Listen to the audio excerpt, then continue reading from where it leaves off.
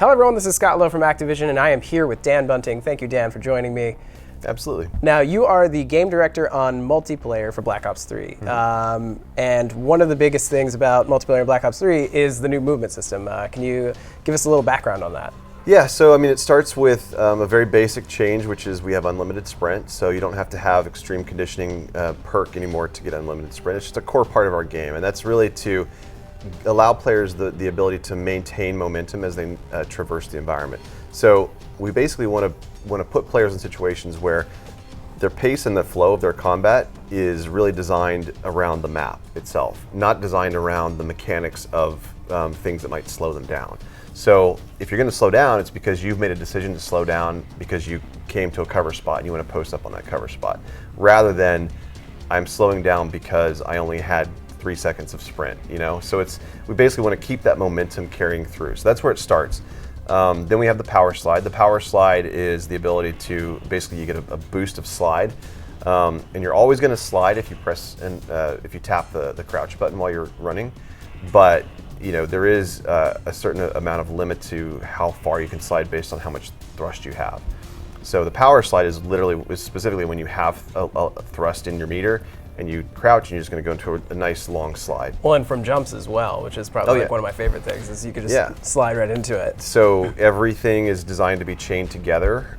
So if you go up from power slide, so we have unlimited sprint, then you go to the power slide, and then you have the thrust jump, which was designed really to let players get to second floors faster and easier without having to think too much about how they're going to navigate to that second floor. So you go from there, then you go to the wall runs, which you know, we talk a lot about risk versus reward.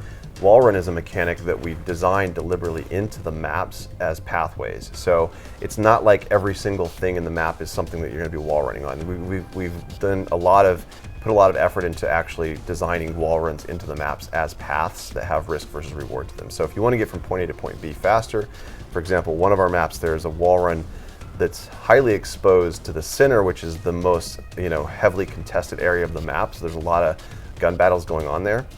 But if you use the wall run successfully without getting shot, you will get from one side to the other much quicker than you would in the other way. So it's really another just get that thrill of the action in there, get some more risk versus reward into the gameplay loop. And then last but not least, we have swimming, because we just really wanted to explore a different combat feel underwater. And it's sort of the opposite of everything else. Everything else is fast, whereas swimming, you kind of slow down, but you have 360 degrees of directional movement. And everything works sort of differently underwater. So you throw a grenade, it's not going to go as far. It's going to sort of kind of putter out and fall to the bottom.